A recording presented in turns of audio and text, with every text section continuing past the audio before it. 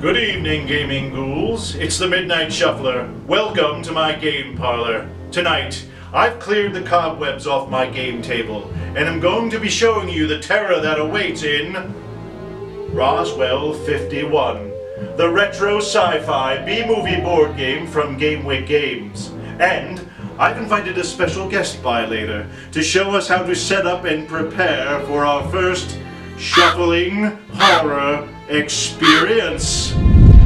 As some of you gaming ghouls already know, Roswell 51 is the second game in the shuffling horror line. The first is Pittsburgh 68, and it's a Night of the Living Dead style zombie gore fest.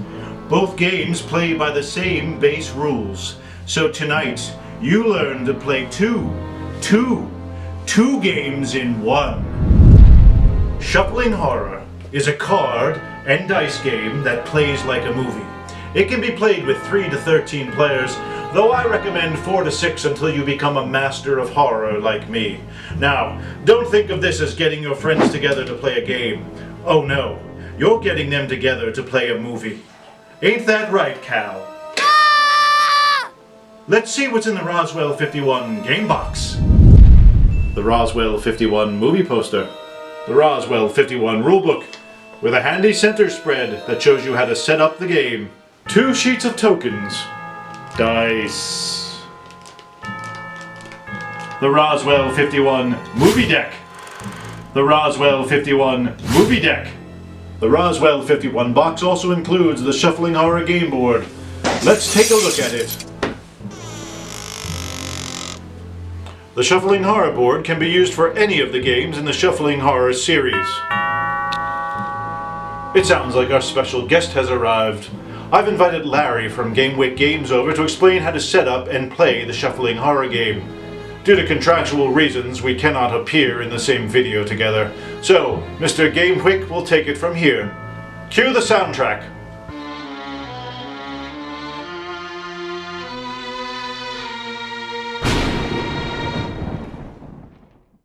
Thank you, Mr. Shuffler. I'll take it from here. Hi everybody, it's Larry from Games. As you can tell by the clock, it's time to play Roswell 51. Tonight we're going to show you how to set up and play the game. We're going to do this in 5 parts. First we're going to talk about the tokens and where they go on the board. Then we're going to talk about the movie deck, what cards are in the movie deck and what they do. Then we're going to set up the reel, which is the game's played in 4 reels. I'm going to show you how to set up the first run. Then we're going to go to the player turn and all the things you can do on the player turn, and then the director turn, and then that will show you everything you need to know from beginning to end of how to play the game. So, let's take a look at the tokens. Before the game begins, I will set these tokens up in specific places around the board. There's not a lot of tokens, but each one has a very strong purpose in the game. So, to begin with, there's the reel tokens. The game is played in 4 rounds called reels, and there's a reel track up here. And what we do is we just put 4, 3, 2, 1, and as we play through a reel, the reel token gets turned over and that becomes a horror star that is awarded to one of the characters in the game. So bit by bit, up to 4 characters can earn these horror stars. There are 2 tokens for the director to control, fade in and fade out. And there's 2 little eyeballs on the screen. I put them above those eyeballs. Fade in is pretty much a place marker. So if reel 1 ends on this player here, we fade in on this character here. It's just a reminder token. Fade out is much more powerful. When an item appears on the movie screen during a reel, the director has the power to fade it out. And when he fades it out, it's done in a 3, 2, 1 countdown. And this is each character turn that passes eliminates one of these tokens. So the characters have to act fast if they want that item. This goes here, and the 3, 2, 1 countdown also goes stacked next to it. Now, we also have, speaking of items, Dynamite tokens. There's 1 item in the game called Dynamite, and the player that gets that gets these 4 tokens. It shows how they spend the Dynamite, so it's their tracker as to how much Dynamite they have left. Until the Dynamite comes up, we just place these off to the side, out of the game, but where the director can reach them easily. What's left on the screen right now are spoints. And spoint is short for Sanctuary point or Survivor point. Now, Sanctuary points have a 4 increment. And what happens is when a Sanctuary card shows up on the screen, it moves into one of the 2 Sanctuary slots on the table. It also gets a number of Sanctuary points placed upon it at that time. Until the Sanctuary appears, just leave them off to the side. That leaves us with Survivor points. Now, each player in the game will begin with a set number of Survivor points. I'm going to set this up for 4 players. And in a 4-player game, each player gets 6 points. And these are placed on the 12 real cans surrounding the board, so you can play with up to 12 players. And each player holds down one of these as their marker.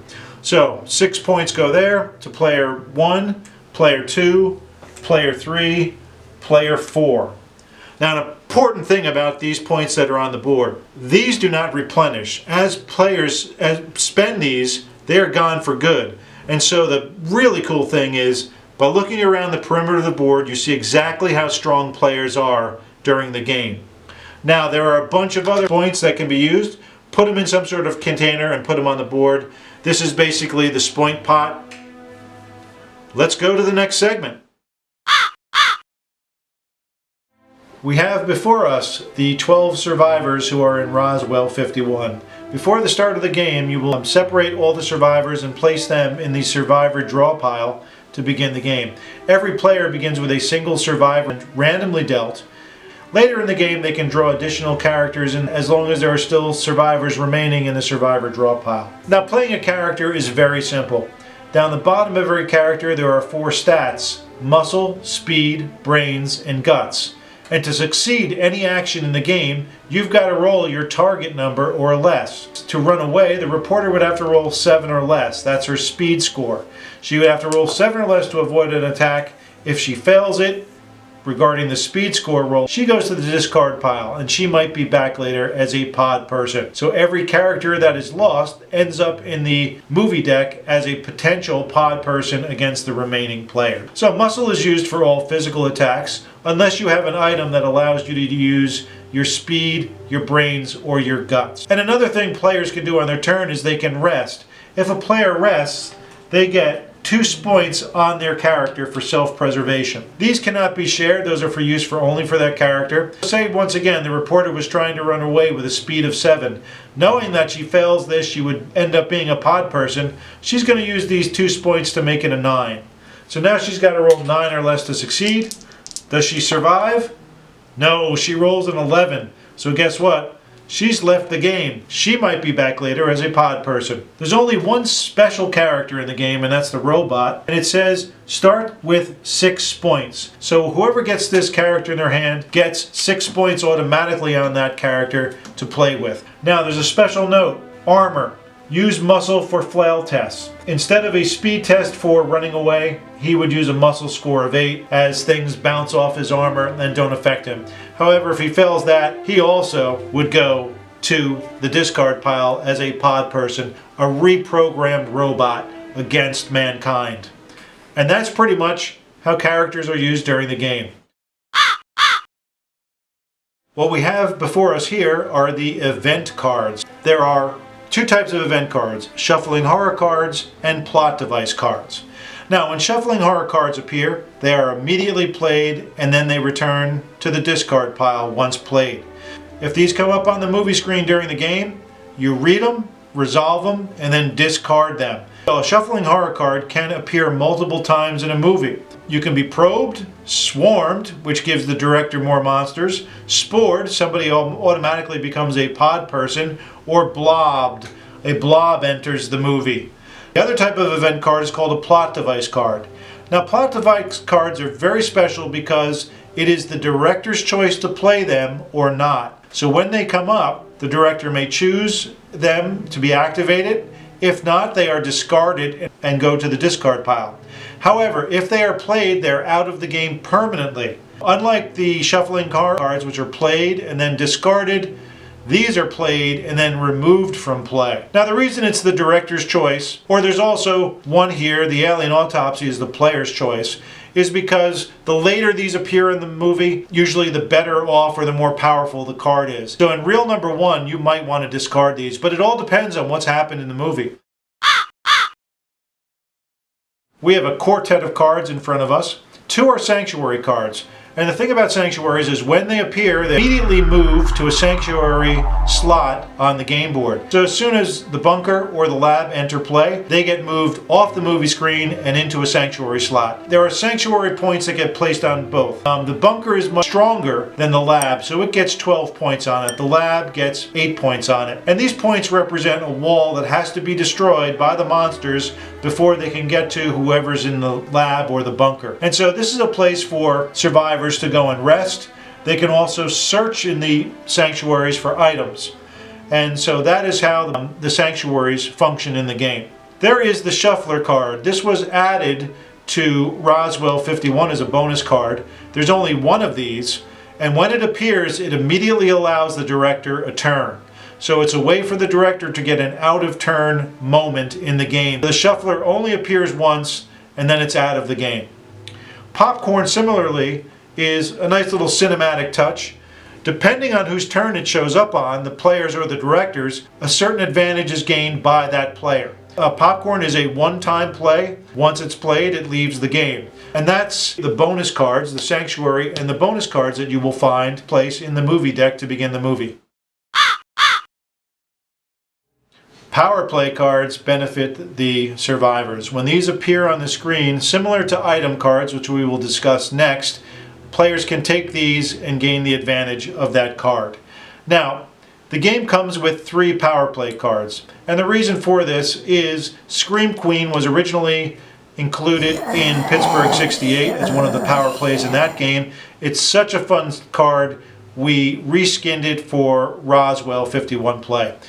But we recommend only including 2 of these cards for any given movie deck. So before a game begins, you can randomly determine which one is eliminated. Again, only 2 power play cards should be in the movie deck. Putting 3 in will give the players an advantage.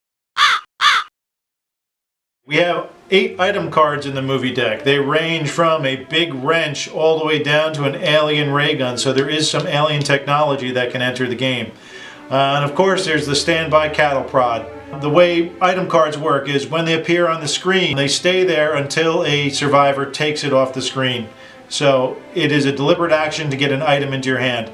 There's a grid down the bottom, muscle, speed, brains, guts, which aligns directly with the character stats. So the way we play them is if the whack gets the big wrench, we go off of her muscle score of 6. It's not a great fit for her. She's more of a speed weapon. So the shotgun is speed based. That's where she wants to be. She's got an 8 speed. This is a great weapon for the whack to have. During the game, items will come up. Players will debate on who's the best person for the item because you really want to make sure you have an edge here to fight the aliens because things can get out of hand really quick. This was noted before. We've got 4 Dynamite tokens, and the Dynamite is a very special weapon.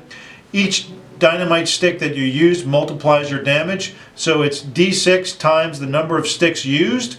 So if you use all 4 sticks, you're going to be doing D6 times 4 to whatever throng. Another special thing about the Dynamite is it can blow up an entire throng of monsters. It isn't just every other item here pretty much attacks a single monster. This allows a throng attack with the Dynamite. All 8 cards are dealt into the movie deck from the start, and as the game is played, people will find the weapons they need. Okay, we're looking at all of the monster cards right now. This is one of each type of monster that's in the game. The deck has a total of 24 monster cards in the game. There's basically 4 of each card. There's only 3 of the Outer Space Terrors, which is a number 7, and there's only 1 Alien Warlord in the deck. Monsters work very simply. The value on the monster card is its attack value. 6 Swarming Riders has to roll 6 or less to hit you. Outer Space Terrors have to roll 7 or less. So the weaker the monster, the less chance it's going to hit you. However, the gimmick in the game is Snake Eyes is an auto success, but it also means that you've been spored. So if the 2 creepy pods actually succeeds its attack with a roll of 2, Snake Eyes, that character has been spored and is now a pod person who goes to the director's hand. So while the weakest monster in the deck, it also has the potential, just like every other monster, to do an amazing amount of damage. Okay, these cards here are not included in the movie deck, so you will remove these and set them to the side. and there are 3 different types of cards. So there's 2 end games that can be triggered during the game. You actually leave these on the game board during gameplay to remind you of these end game conditions. There's the turning point. This is triggered when there are an equal number of monster players to survivor players remaining in the game, and it is explained on the back of the card. And then there's last one standing, which is triggered when there is a single survivor left in the game. Sometimes neither of these endgame conditions are triggered, sometimes they both are. Before the game, you take both cards, place them under the survivor draw pile to remind you these are in play once all survivors have been taken. We also have 4 rule cards, rule reference cards. These are a great refresher for before a game begins. Just read through them. It's very quick. There's actually page references to the rule book that you can reference back and forth. If you know all the rules that are listed on these 4 cards, you know everything you need to know about the shuffling horror system. It's just a great resource to have on the table without having the rule book. Okay, and finally, these are 3 bonus cards that we included for Pittsburgh 68 play. You remove these and keep them off to the side, put them into your Pittsburgh 68 deck. And these basically are, we skinned a shuffler card just like the shuffler card I showed you earlier. This is the exact same thing. It's such a cool card. We wanted to get it into Pittsburgh 68. There's a popcorn card, exact same as the one in Roswell, but skinned for Pittsburgh 68. And then there's a Scream Queen card. There's already a Scream Queen card in Pittsburgh 68. We rewrote it and made it a lot more fun. And that's every card that's in the Roswell 51 game. Take these out and you are ready to roll the dice. Okay, now we're going to talk about setting up the reels. So a shuffling horror game is played in 4 rounds called reels. And each reel is a set number of cards off the movie deck. Now the first reel has 2 special circumstances. First, you've got to deal each player in the game a character. Once they have their characters, you then deal an opening scene in addition to the reel. So it'll be 3 face-up cards to start the game. Let's take a look at how to do this. We'll start with dealing the cards for the first reel. Okay, we're about to begin the movie, but first let's just take a tour of the shuffling horror board and see the various locations and slots that come into play. First there's the actual reel pile, and this is where the cards for the reel are placed. These cards are played upon the movie screen 3 at a time. As noted, if a Sanctuary comes up, it would move off into Sanctuary 1 or Sanctuary 2 slots. Now, to the left and right of the screen, we've got the survivor draw pile, where all the survivors go, and we've got the discard pile, where the bulk of the movie deck goes. Before the game begins, you need to put the 2 end game cards into play. So the turning point is always triggered first, and then last one standing would be triggered. These cannot be triggered until there are no more survivors to be dealt or drawn. So they go underneath the survivor draw pile. There are 12 survivors in the game. You shuffle this deck, you place it on top of the survivor draw pile. It says survivors here. And each player would begin with a single survivor in their hand. So let's see who's in this movie. We've got the scientist in player slot number 1. Player 2 has the colonel. Player 3 has the whack. And player 4 has the rancher. These 4 characters are now debating what's happening in Roswell. What is happening in Roswell? Let's see the movie deck. Alright, to begin the first reel of the movie, first reel is 10 cards. You shuffle the deck and then deal 10. 1, 2, 3, 4, 5, 6, 7, 8, 9, 10. This can be thought of as the first 10 minutes of the movie. This is what gets the game going. Also, there's a 3-card opening scene. 1, 2, 3. And this will, when we reveal these cards, the movie has begun. The bulk of the movie deck that is not used goes onto the discard/draw pile. And we are ready to begin the movie. Okay, so 3 cards. What do we have? We've got 6 swarming riders overhead in Roswell. We've got a bunker nearby. And we've got an alien spear nearby as well. So one of the aliens must have dropped an alien spear on the ground close to one of the survivors. Again, the opening scene is special because any monsters that appear in the opening scene automatically come up into the director's hand. So the director starts with 6 swarming riders in his throng. And that is all that can be done. You always refresh the 3 cards. 5 marching sentries have arrived down Main Street, and maybe one of them is carrying the alien spear now. This card does not automatically go to the director. It is only the very first monster cards out of the 3 cards dealt for the opening scene. Now we go to the bunker. Any card with a lot of text is read and resolved. So the bunker is a sanctuary. It says move it immediately to a sanctuary slot and place 12 points on it. So these are its protective wall between the characters and the aliens. The aliens would need to destroy these points before they can get into the bunker. Now the bunker has a bunch of special things in there. If you move into the bunker, you can rest there, or you can also try to find items within the bunker, which is drawing from the discard pile and seeing if an item exists. So it's a bit of a guess if you're going to be able to find items there or not. Again, the rule of the game, if there's an empty card on the screen, it's got to be replaced. And it's replaced with Probe, a shuffling horror card. Now, as noted earlier, this is a play immediate card, a mind-numbing experience. A random survivor is taken by the aliens for examination. So we're going to randomly determine which character is being probed. 1, 2, 3, 4, re-roll on 5 and 6. We've got 3. They've already captured the whack. You make up the story as you go and have fun with it. Again, there's a hole on the screen. Let's replace. There's a cattle prod nearby. So the game begins. There's marching sentries. Somebody is near a cattle prod and somebody has spied an alien spear. Since there are no more actionable cards on the screen, we go to the first player, the scientist, and now we'll get into exactly what players can do on their turn. Alright, with the first reel set up and the opening scene before the players, the movie is about to begin. We're going to cover now what players can do on their turn. Turns are clockwise around the table, and each player gets a certain number of actions they can perform. Let's go take a look at these.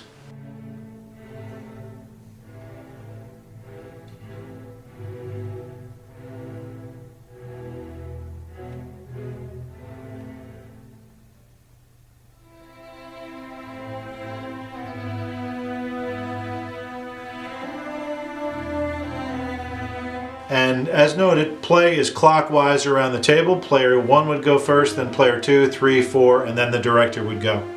Now, on a player's turn, first they may perform a big action. And if they perform a big action, only that character can go. And these big actions are take and immediately attack. That would end this player's turn. They may also take a new survivor and immediately act with that survivor. Let's say that's what this player number 1 decides to do. They draw a new character into the game. They now have 2 characters, but because this was a take and action, only the cook can act. So the cook enters the movie. He's a muscle guy. He's got a muscle of 7, and he can attack immediately. So he comes running in to this scene and attacks the 5 marching sentries with his spatula. Now, to attack, if you don't have an item will tell you which stat to use. If you don't have an item, you can only go off of your muscle. So he's using brute strength to attack. He's got to roll 7 or less. 7 is his number to attack the 5 marching sentries. So he's got to roll 7 or less. The cook would roll dice. He rolls a 10, so it is a miss. That is that player's turn. On their next turn, both characters can act independently. But remember, if you take an item and immediately attack with it, that is the end of your turn. This is a muscle weapon. He's got a muscle of 7, but he also has a guts of 8. And the alien spear goes off of guts. So he's going to do a take and attack. He takes the alien spear, and he's going to attack the 5 as well. He's got to roll 8 or less to hit. He rolls a 10. He misses. He's not too sure how this alien spear works, so maybe next time. He went somewhere to get that spear, so he is responsible for the card that comes down. And it is 4 mutant horrors. 4 giant mutated ants are coming in from the desert towards Roswell. Now, that was all he could do, as he did a take and attack. That's a powerful action. We go over to the whack. So this player is being probed. Instead of rolling out of probed, this player is going to decide, let me get another character in the game. There's no harm to it. And draws the reporter. Now the reporter gets a take and attack. So this reporter with a muscle of 5 may attack. She sees the ants coming. She's going to try to roll 5 or less to hit. 5 or less because it's her muscle. But you know what? She's going to use a spoint. This player decides, let's make her muscle a 6. She's got to roll 6 or less now. And she hits it with a 6. Good thing we used that point. She now does damage. She's got to do 4 points of damage to the 4 mutant horrors to kill it. So damage is a single die. If you have an item, the item would add to your damage, but she does not. She's got to do 4 points to the giant ants. This player decides, I'm going to use a point to add to the damage. So we roll a single die. We've got a 2. 2 plus 1 gets us 3, not enough to kill it. It was a valiant attempt, but it did not work. End of this player's turn. Now, on this player's next turn, both can act. The whack can try to escape from being probed, and the reporter can also take an action. We go to the fourth player, the rancher. The rancher sees a cattle prod out there. It's a speed weapon. He's got a speed of 7, so you know that's a natural fit. Rancher and cattle prod. So he is going to try to attack with his speed of 7, and he's going to go head to head against the 5 marching sentries. So he's got to roll a 7 or less. He feels confident. He rolls a 12. Bad news. A 12 is a counter strike. Anytime a 12 is rolled, whoever you were attacking attacks back, and vice versa for the monsters. So the monsters, this 5 attacks back. It has to roll 5 or less because that's its number. It rolls a 6 and misses, so no harm comes to the rancher. The rancher went somewhere to get that cattle prod, so he's responsible for this card. And it is 3 strange neighbors are starting to walk down with a glassy look in their eye. More bad news for the rancher. He's triggered what is called a creature feature. Whenever all 3 cards are monster cards, all 3 monsters attack who caused it, the rancher. So the 3 strange neighbors start closing in on the rancher with their glassy look. They've got to roll 3 or less because that's their number. They miss. The 4 giant ants come crawling over the fence towards him. They miss. They had to roll 4 or less. The 5 marching sentries also close in on the rancher. Up off the table, but they rolled a 6 and they missed. Luckily, he dodges 3 attacks at him and he's panicking now. And that brings us to the director's turn. After the players have taken their turn, it's the director's turn. Now, the director has pretty much the same options as the players, but there's a few special things the directors can do to make the players' lives a little miserable. This is a horror movie after all. Let's take a look. As you'll remember, this 6 came up into my hand during the opening scene. It was a free monster for me at the beginning. And now I'm looking at a wall of monsters. Just like the players, I have the same option. I can take and immediately attack. That ends my turn. If I had multiple monsters in my hand, I could then attack with every monster in my hand. But I don't. I have just this lonely 6. As such, this monster has to roll 6 or less to hit. That's not good at all. So I'm going to buffer that to an 11. So monster throngs will keep growing up to 3 cards deep, and whatever their total is, that's their attack value. I've got to roll 11 or less to hit. Let's go after the cook. He was out there in the middle of the street trying to fight us, so we're after him now. I've got to roll 11 or less. Cannot miss this, right? I hit him with an 8. Now I do damage, just like the player, of a single die of damage. I can do up to 6 points on him. I have no special bonuses or anything I can add. So here we go. The cook is hit for 1 point of damage. Now the cook's options here are simple. He can just pay the damage off with his point. So 1 point goes into the pot and he's free and clear. If he didn't have any points to spend, he would have to do a speed test to get away, roll 6 or less to get away.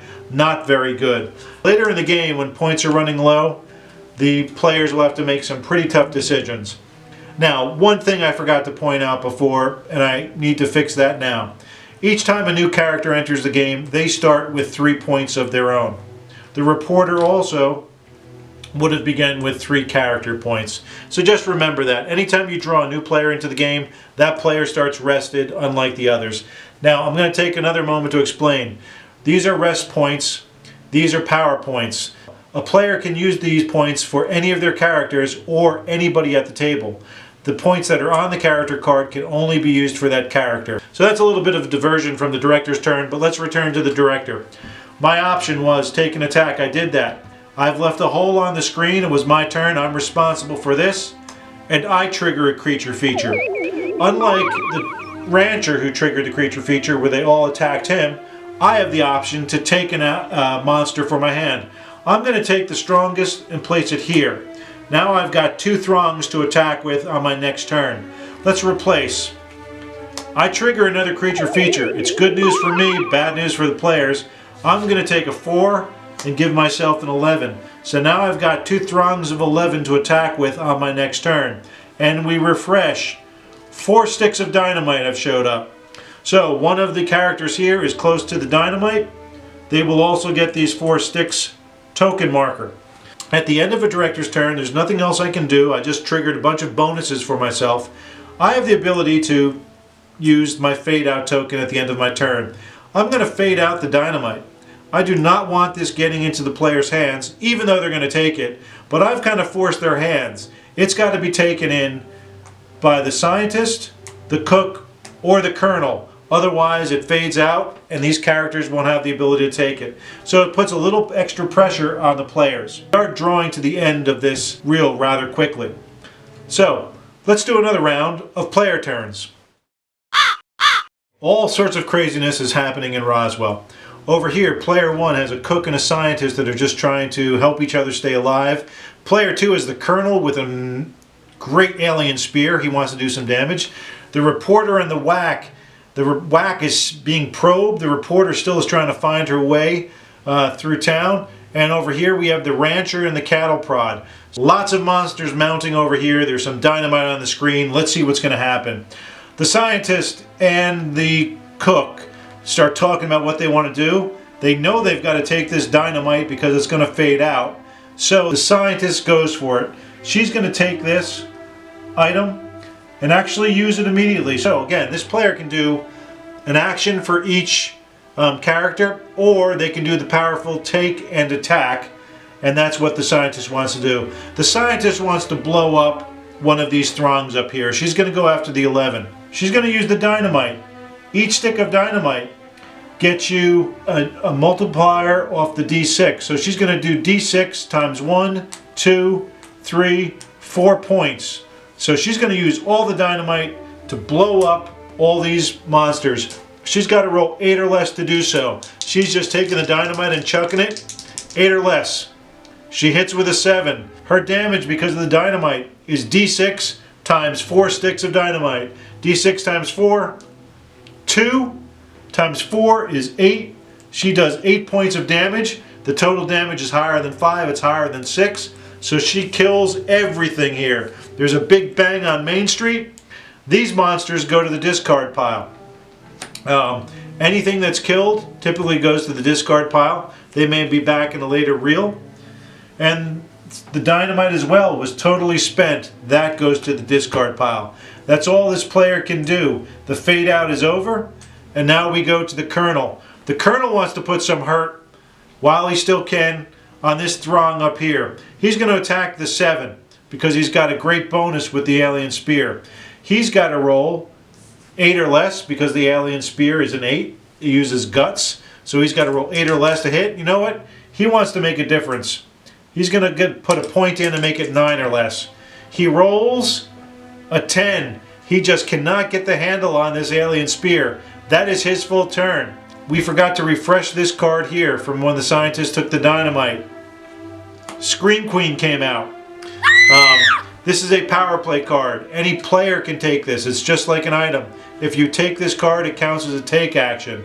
We're going to say the reporter wants to take this card. What this card does, it gives this player a number of power points equal to the real number. So we're in reel 1.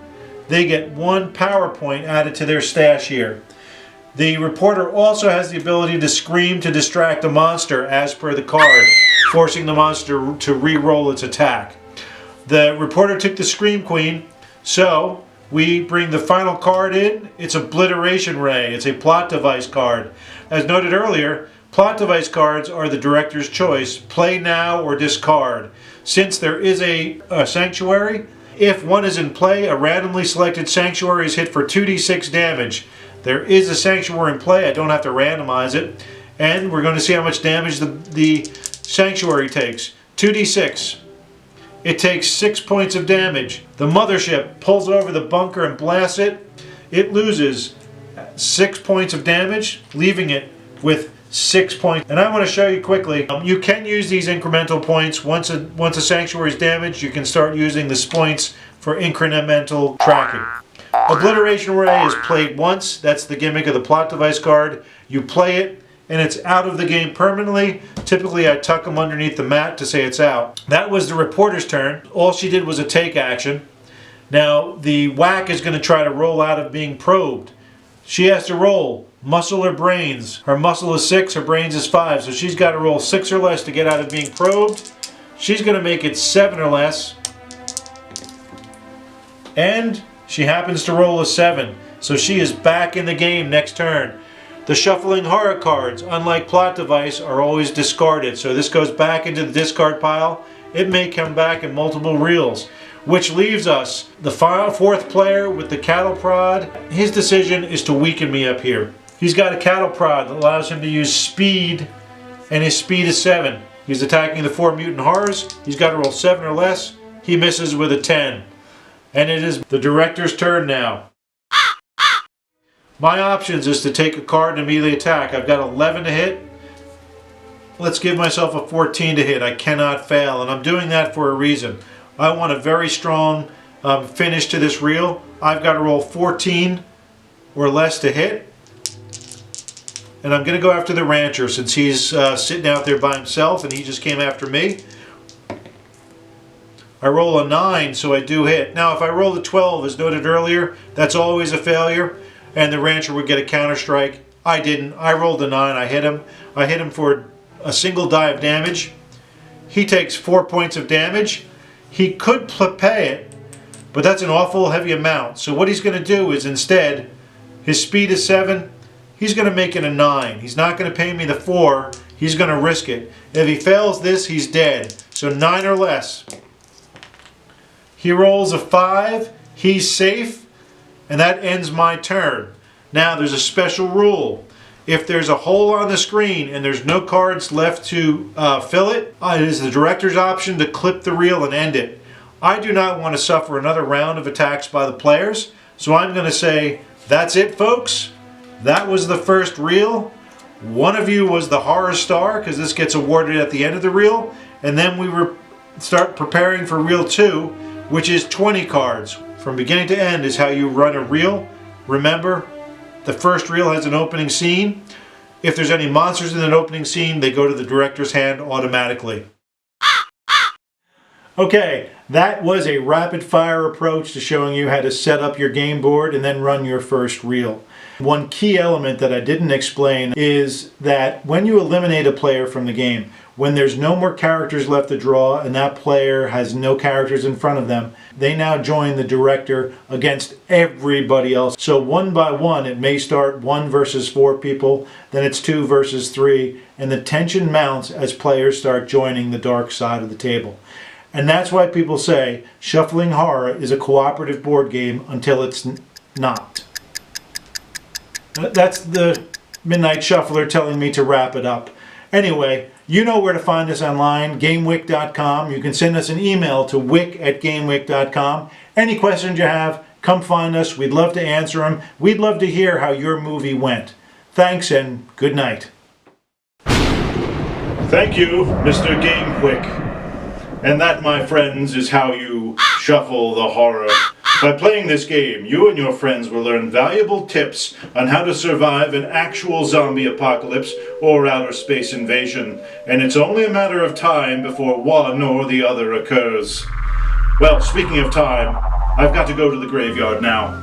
I'm catching up with some old friends. I'd invite them back for a game, but they are all, unfortunately, brain dead. Until next time, my friends, keep on shuffling.